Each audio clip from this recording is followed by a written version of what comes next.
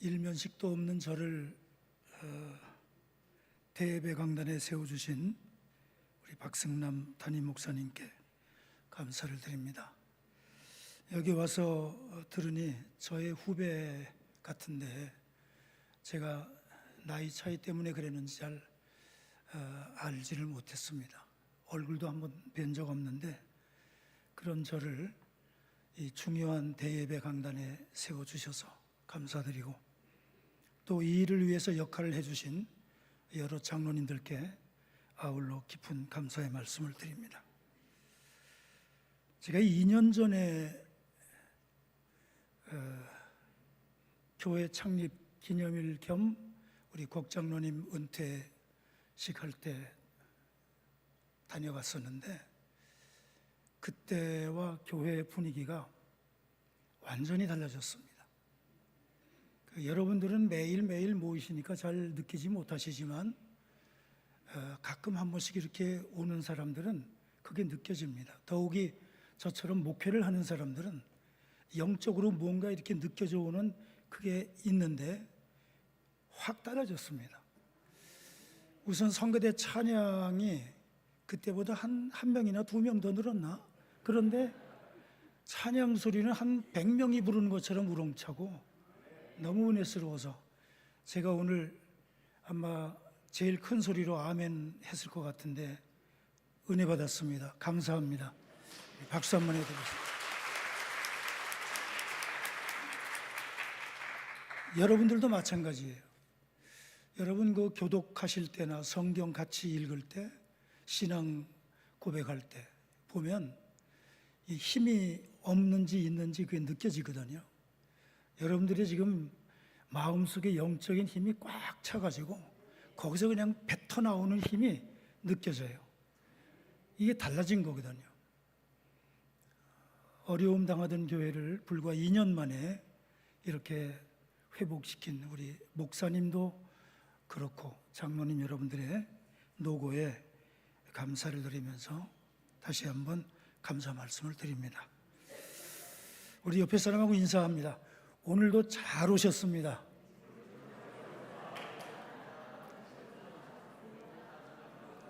한 번 더 합니다. 말씀으로 은혜 받읍시다.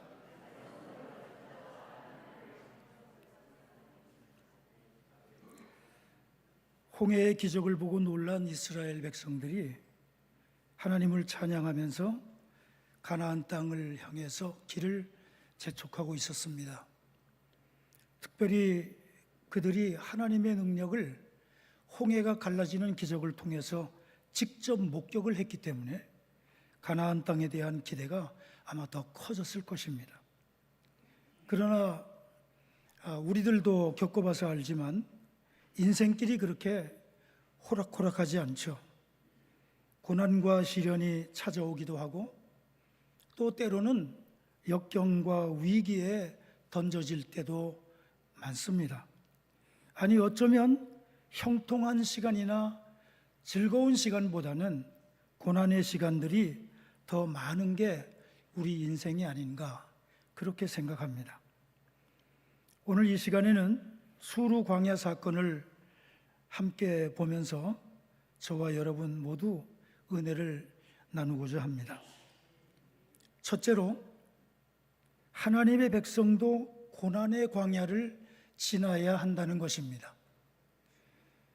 예수 믿고 신앙생활하면 고통과 고난을 피해갈 줄 알지만 그런 기대는 잘못된 기대입니다. 하나님의 백성들도 이 광야 같은 세상을 사는 동안에 천국에 들어가기 전까지는 세상 사람들이 당하는 고난 똑같이 당하고 아픈 거 똑같이 아프고 안 되는 일 똑같이 안 되고 그렇게 살아야 하는 겁니다. 이스라엘 백성들이 홍해의 감격을 안고 가나안 땅을 향해 걸어가는 중에 수르라는 광야에 도착을 했는데 문제가 생겼습니다. 21절 말씀, 22절 말씀부터 23절까지 우리 한번 띄워줄 수 있나요? 다 같이 읽어보겠습니다. 띄워줄 수 없나요? 네, 시작. 모세가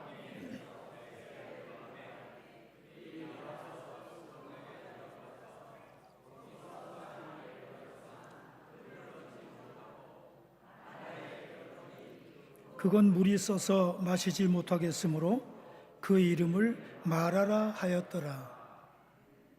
수루 광야는 흙먼지가 풀풀 날리고 쉴 만한 그늘도 없고, 물론 나무도 없죠. 쉴 만한 그늘뿐만 아니라 마실 만한 물도 없는 그런 곳이 이 수루 광야입니다. 그런 황무지에서 사흘길을 헤맸는데도 물을 찾지 못하게 되자 180만 명 이상 되는 이 이스라엘 백성, 많은 사람들이 불평과 원망을 하기 시작했습니다. 여기서 한 가지 의문이 생깁니다. 자기 백성을 구름기둥과 불기둥으로 인도해 주시고 또 홍해를 갈라서 건너게 하신 그 하나님이 왜 이토록 그들을 광야에서 고생을 시키고 힘들게 하느냐고 하는 것입니다.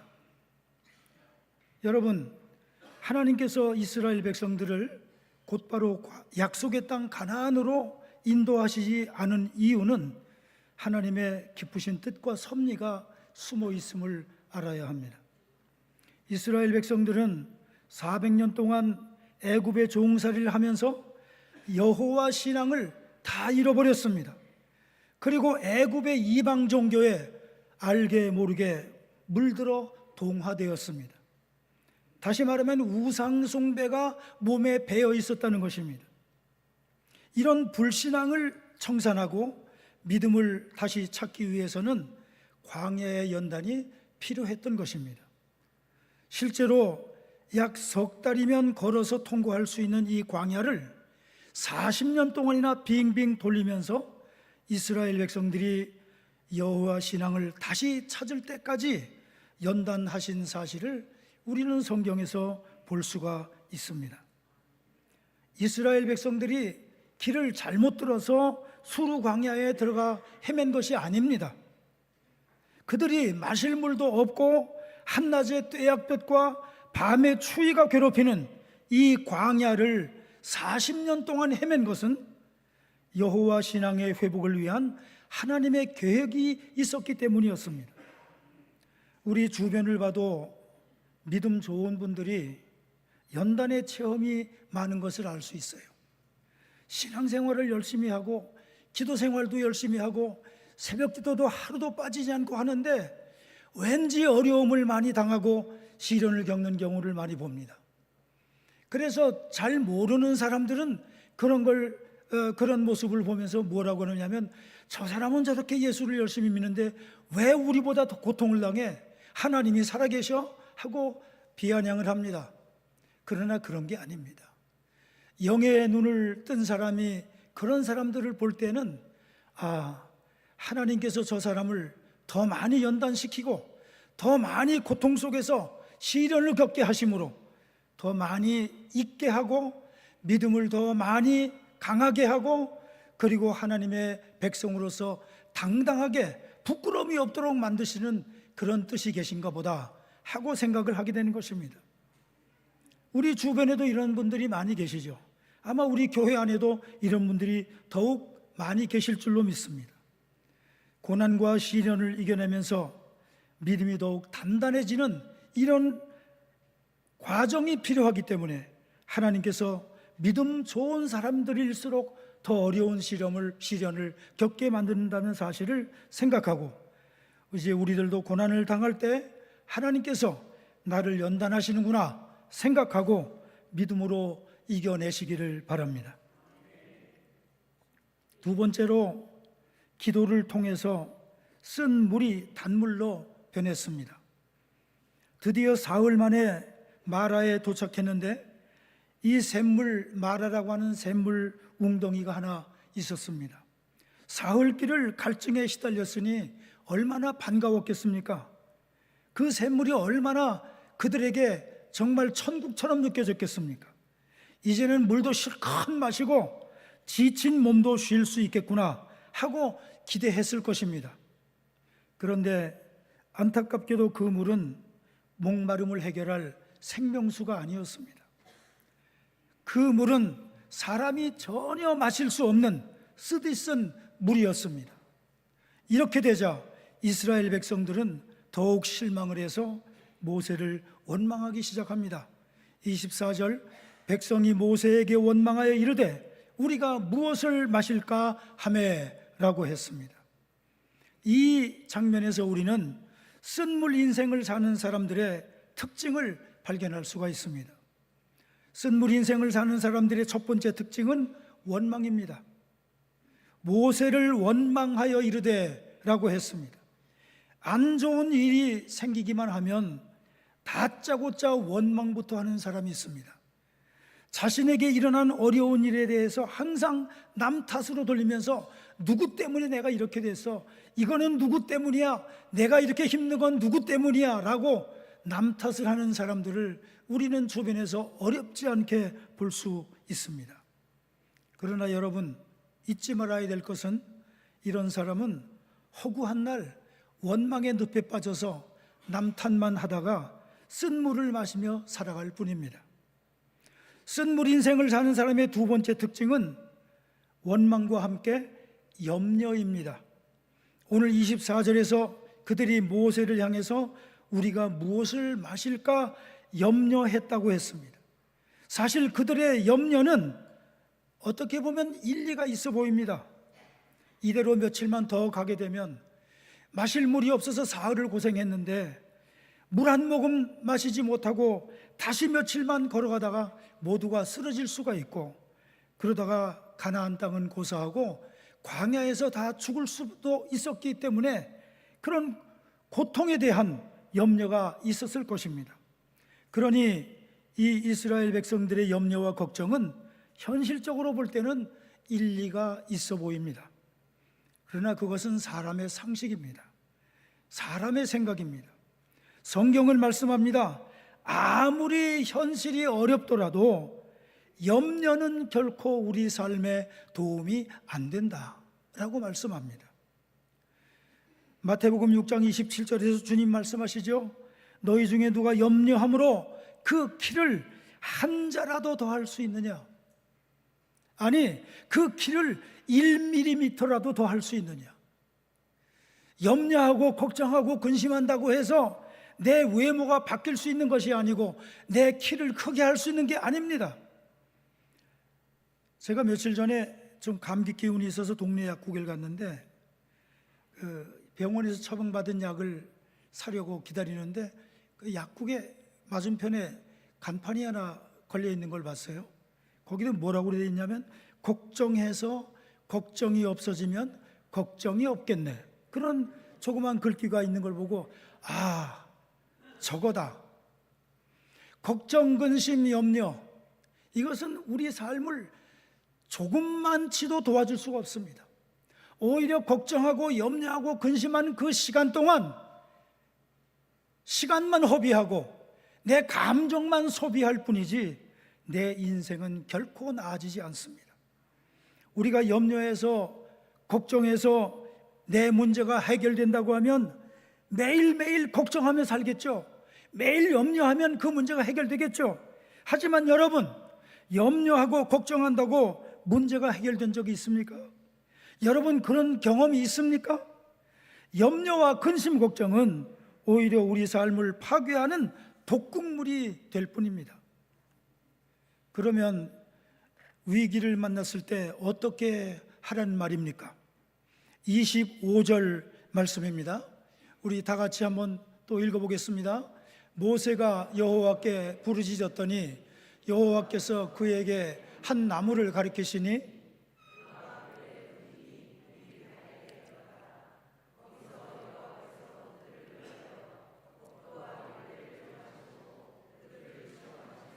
아멘.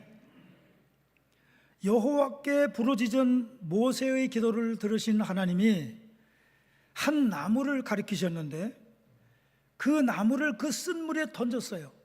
그랬더니 그 쓰디쓴 마라의 물이 달게 되어서 많은 백성들이 더 이상 길을 헤매지 않고 그 샘물을 실컷 퍼 마셨다는 것입니다. 무슨 뜻입니까? 위기를 만나고 문제가 생기고 근심 걱정할 만한 시련과 고통이 오면 어떻게 하라는 것입니까? 모세가 여호와께 부르짖었더니 기도가 해답이었습니다. 쓴물을 단물로 바꾸는 유일한 비결, 우리 인생의 고통을 물리치는 유일한 비결은 바로 기도였던 것입니다. 그래서 사도 바울은 빌립보 4장 6절에서 말씀합니다. 아무것도 염려하지 말고 다만 모든 일에 기도와 간구로 너희 구할 것을 감사함으로 하나님께 아뢰라. 나는 안 돼. 나는 폭망했어. 이제는 안 돼. 개망했어. 부정적인 감정에서 벗어나라는 것입니다. 불평이 습관이 된 사람은요, 평생 동안 불평을 하다가 죽는 겁니다.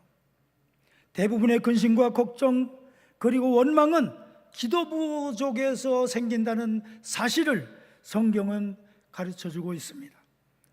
여러분, 이제부터 여러분들의 삶에도 어려움과 시련이 찾아올 때 기도로 단물 인생의 축복을 누리는 여러분들이 되시기를 바랍니다. 마지막 세 번째로 수르 광야의 끝은 엘림입니다. 이것이 오늘 말씀의 결론이고 또 이 말씀이 있기 때문에 우리에게 지금도 소망과 꿈이 있는 것입니다. 27절 말씀 우리 다 같이 읽습니다. 27절 시작. 그들이 엘림에 이르니 거기에 물샘 12과 종려나무 70그루가 있는지라. 거기서 그들이 그 물 곁에 장막을 치니라. 아멘. 이스라엘 백성들이 약속의 땅 가나안을 향해 가는 여정에는 수르 광야 혹은 마라와 같은 쓴 물의 고난도 있었지만 하나님께서 그 고난의 저 마지막 끝에 엘림이라고 하는 축복을 예비해 두셨던 것입니다. 거기에는 종려나무 70그루가 있었습니다. 우리 성은교회도 이제 60주년 넘어서 70주년이 한 10여 년 있으면 다가오는데 한 몇 년, 한 2, 3년 있으면 60주년 되죠.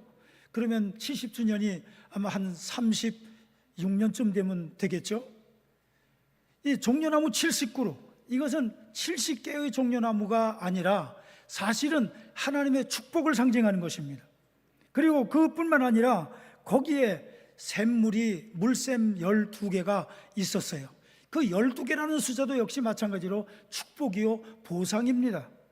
이 70과 12이라고 하는 종려나무와 물샘, 이것은 바로 시련을 극복하고 끝까지 걸어왔던 이스라엘 백성들을 향한 하나님의 상급이었고 하나님의 위로였고 하나님의 선물이었던 것입니다. 그 쉼을 얻기 위해서 수르 광야에 그리고 마라의 쓴물을 거쳐왔던 것입니다.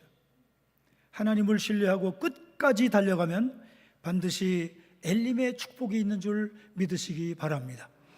여러분의 삶에 고통과 시련이 온다고 할지라도 그것 때문에 주저앉거나 원망하고 염려, 근심, 걱정하지 말고 끝까지 엘림을 향해 가나안을 향해 하나님이 약속하신 하느님의 나라를 향해 계속 가다 보면 위로의 엘림이 있고 그리고 가나안 땅에 축복이 있을 줄로 믿습니다. 사랑하는 여러분, 이제 말씀을 마치려고 합니다. 믿음의 길은 마라에서 엘림까지 이어지는 순례의 길입니다. 중도의 지레 판단하고 지레 포기하고 그리고 지레 포기해서 뒤로 물러서면 엘림이라고 하는 축복을 얻을 수가 없는 것입니다. 아무리 고난과 시련이 우리 삶 앞에 닥쳐온다고 할지라도 낙심하거나 하나님의 사랑을 의심치 마십시오. 이스라엘 백성들처럼 원망과 걱정, 근심에 붙잡히지도 마십시오. 고난의 수르 광야는 엘림으로 가는 과정임을 한순간도 잊지 마시기 바랍니다. 바라기는 우리 성은교회 모든 성도들이 고난의 광야를 믿음으로 통과해서 엘림까지 이르는 이 귀하고 복된 믿음이 여기 모인 여러분 모두의 믿음이 되기를 간절히 주님의 이름으로 축원합니다. 이제 우리 복음성가 하나를 부를 텐데요, 오늘 설교 말씀과 너무나 깊은 관련이 있어서 이 복음성가를 택했습니다. 이 복음성가는 그냥 멍하니 부르면 은혜가 안 되지만 가사를 하나씩 하나씩 곱씹어 생각하면 아주 큰 은혜가 될 겁니다. 우리 복음성가 한번 같이 가사를 생각하며 부르도록 하겠습니다.